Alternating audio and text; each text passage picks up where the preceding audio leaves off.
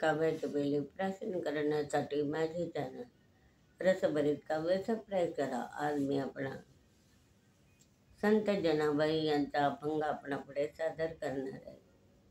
तो पहा. संत जनाबाई आपल्या नेहमीचा परिचय त्याच आहे आणि त्यांचे आई वडील मातंग समाजाचे होते आणि त्यांना म्हणजे आई वडील ते सगळ्यांना असा विठ्ठलाचा ध्यास होता आणि विठ्ठलाची ते भक्तीमध्ये गुंगायचे. आणि मग जेव्हा आई मरून गेली मग तिच्या वडिलांनी तिला पंढरपूरला नामदेवाकडे आणलं. मग ती नामदेवाची सुद्धा दासी झाली. त्यांच्या कुटुंबामध्ये ते सगळे लोक राहत त्यांच्यामध्ये ती त्यांच्यासारखी ते जशी भक्ती करायचे विठ्ठलाची तशी ते सुद्धा त्या भक्ती तर म्हणायची. अशा प्रकारे तिलाही विठ्ठलाचा खूप खूप आई बापापासूनच त्याचा ध्यास लागलेला होता. असे संत जनाबाईचा अभंग मी आपणापुढे सादर करते आहे. ऐसा आहे पांडुरंग. ऐसा आहे पांडुरंग. अभंग क्रमांक 6. संत जनाबाई. ऐसा अभंगाचं नाव ऐसा आहे पांडुरंग. ऐसा आहे पांडुरंग भोग भोगून निगसो. ऐसा आहे पांडुरंग भोग भोगून निगसो. विद्येने नवल केले, विद्येने नवल केले, मिथ्या सत्यत्व दाविले, मिथ्या सत्यत्व दाविले.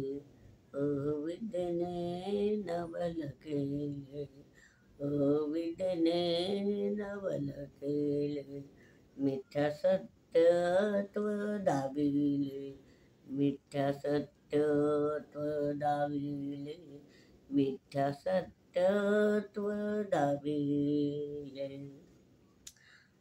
जैसी वांझेची संपत्ती तैसी संसारी उत्पत्ती. जैसी वांझेची संपत्ती तैसी संसारी उत्पत्ती. जैसी वांझेची संपत्ती जैसी वांझेची संपत्ती तैसी संसारी उत्पत्ती. तैसी संसारी उत्पत्ती तैसी संसारी उत्पत्ती. तेथे कोचे बाधरीशी, तेथे कोचे बाधरीशी, ब्रह्मी पूर्ण जनिदासी, ब्रह्मी पूर्ण जनिदासी. तेथे कोचे बाधरीशी, ब्रह्मी पूर्ण जनिदासी. तेथे कोचे बाधरीशी, ब्रह्मी पूर्ण जनिकोशी, ब्रह्मी पूर्ण जनिकोशी, ब्रह्मपूर्ण जनिकोशी. ऐसा आहे पांडुरंग. ऐसा आहे पांडुरंग भोग भोगून निगस. भोग भोगून निगस. भोग भोगून निगस. अशा प्रकारे जनाबाईचा अभंग असा रसाळ आहे, मधुर आहे, गोड आहे.